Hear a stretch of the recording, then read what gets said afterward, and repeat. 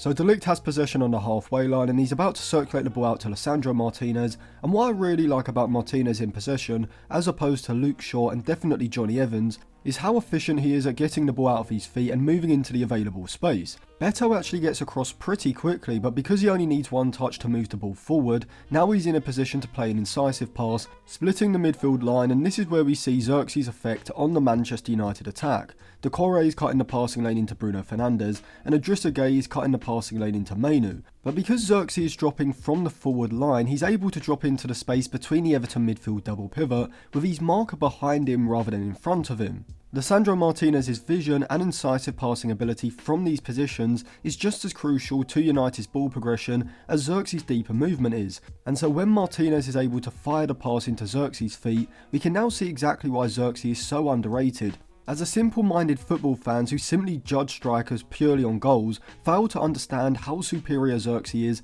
in these type of situations to most other strikers in the league, as it's not just his first touch and ball control which is immaculate, but also his awareness of where the pressure is coming from, as he already knows that neither of the Everton centre-backs have followed him into this deeper area, but that Zirkzee is in close proximity applying pressure from his left shoulder, and so he simply manoeuvres his body, opening up his right side, putting his body between Zirkzee and the ball, and from here with one touch to control the fast-paced pass and another to settle it on the ground, Zirkzee is able to turn and then immediately is looking for the pass to link play and does so with a pass out to Dalot on the left side, with Rashford in the right-sided half space able to move ahead of his deeper movement, now able to take up a higher position as though he's a traditional centre forward. Once Dalot receives possession, Zirkzee once again has an impact on the move, this time making an unselfish movement of what I would call a facilitating run. Maybe not looking to receive the pass in behind Ashley Young with his underlapping run, but instead designed to at least drag Tarkowski backwards, creating space on the edge of the box. The move in the end doesn't come to much as Dalot goes back inside and Mainoo's resulting strike is straight at Pickford. But we then saw Zirkzee link play a minute or so later, this time in the middle third after United build out down the left channel. Mazraoui has possession inside the United box, and you could already see United creating the diamond shape with De Ligt pushing to the edge of the box, Onana at the base and Martinez holding a wider position out of picture on the left side of the box, with Casemiro and Mainoo slightly ahead in the double pivot. Now before I break down the effect of having 3 United players in and around the edge of the box, if you want to check out any of the new season jerseys, go over to Jersey FIFA. They've also got a variety of club and international retro shirts as well. You can use code Atlantis at checkout for a discount. A link will be in my Instagram bio, which I will leave linked in the description. So the effect of having 3 United players in and around the edge of the box area is that Everton have to condense their pressing shape, meaning that when Onana circulates the ball out to Martinez and Lundstram moves immediately to apply pressure, because Bruno Fernandes has also dropped into a central position, Ashley Young can't push out onto Dalot, leaving United with a lot of space in behind Lundstram's press down their left-sided channel, allowing Martinez to play the pass up the line to Dalot,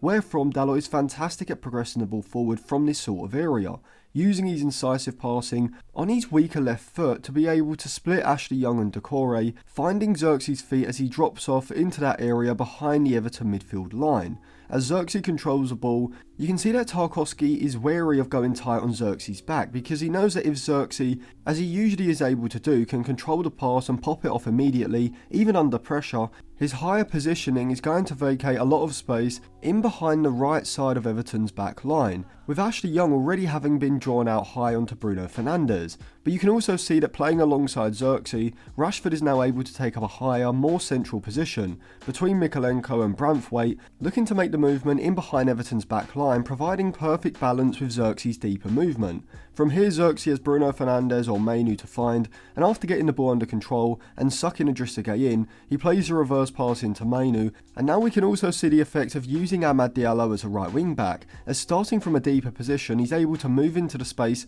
wide of Everton's narrow defensive shape, and when Mainoo finds him, now Amad is able to isolate Mykolenko in a 1v1, pushing him back into his own defensive third. And in this sort of position, I do think that Amad would benefit from having an overlapping run behind him from Mazraoui in order to drag Mykolenko deep and open up that space on his inside for Amad to cut into, but because of the speed of the United attack and Mazraoui's deeper position in the back three, starting the piece of play inside of his own box, he understandably is not in that position to then provide that overlap. However, in future games I would like to see Amorim give Mazraoui at right-sided centre-back more of a licence to push further forward in these type of situations. especially when Mainu or Agate are there to move over and cover him in the rest defence. Instead of the overlapping run, we once again see the intelligence of Rashford's movement, as in this situation he makes a facilitating run in behind Mykolenko, not to receive the pass from Amad, but instead to drag Branthwaite deeper, which then opens up the space on the inside for Amad to cut into, and from here, Zirkzee can now make that run from deep, off of Decore, into the space between Ashley Young and Tarkowski.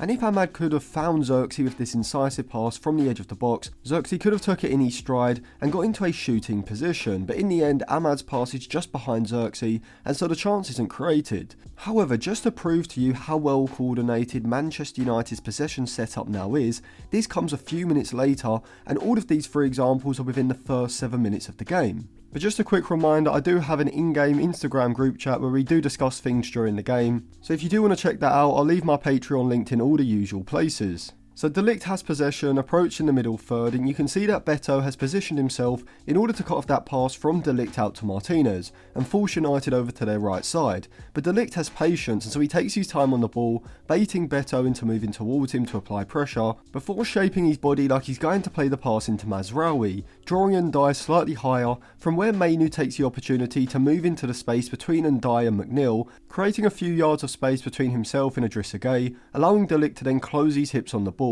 splitting the 2 Everton players and finding Mainu's feet. As Mainu receives the ball, you can now see that Beto has been drawn over to United's left side onto De Ligt, and after Mainu does well to get his body between Idrissa and the ball, McNeil also gets drawn in, wherefrom when Mainu is able to play the pass out to Martinez, now both Beto and McNeil have vacated that area, giving Martinez a space to carry the ball forward into, which all started from Amorim's possession strategy of being patient and encouraging his back 3 to intentionally play through the centre of the pitch. As Martinez is carrying the ball towards the halfway line, we can also see how well balanced and coordinated the movement and positioning of Amorim's front 5 is, as rather than Zirkzee and Bruno Fernandes holding static positions, as we would often see under Ten Hag, both players are actively looking to drop towards the ball in order to open up a passing lane for Martinez, with Zirkzee dropping in front of the Everton midfield line in behind McNeil, and Bruno Fernandes pulling out wide of Lundstrom in order to open up a passing lane to the channel. But this deeper movement is complemented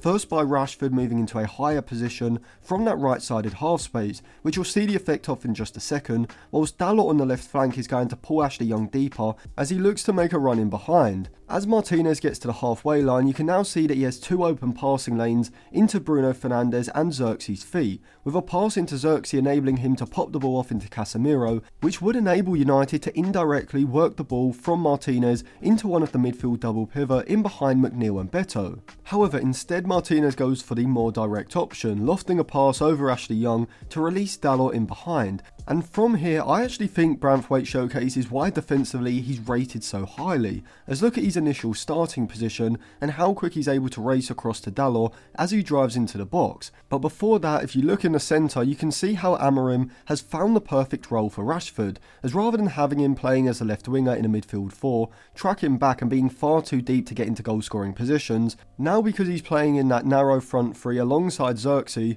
when the pass is played over to Dalot, Rashford is in an optimal goal scoring position, and he's now able to adjust these runs so he can make a movement off of the back of Mykolenko, wherefrom if Dalot was able to play a low cross across the box, Rashford would be in prime position for a tap-in, with Ahmad the wing-back on the other side also racing forward into the box round the back post completely unmarked. But Jarrad Branthwaite does fantastically to race over, showing his pace before putting in an inch-perfect, strong sliding tackle to stop Dalot in his tracks. But who cares anyway, both Branthwaite and Rashford are shit, De Gea's better than Onana, and if Ineos sack Ten Hag they'll go with Southgate. So overall, I'm really liking how Southgate is setting up this Manchester United side in possession, particularly how he's using Rashford in a higher and more central role, with Zirkzee's deeper movement and ability to link play making him the perfect player to complement Rashford. It is strange to see Southgate looking a lot more attractive on the sidelines and speaking with a Portuguese accent in interviews, but what do I know, I just have an agenda. So let me know what you think of the Zirkzee and Rashford partnership in the comment section below, check out my Patreon in all the usual places, and remember to subscribe to the channel and click the bell so you do get notified when my videos come out.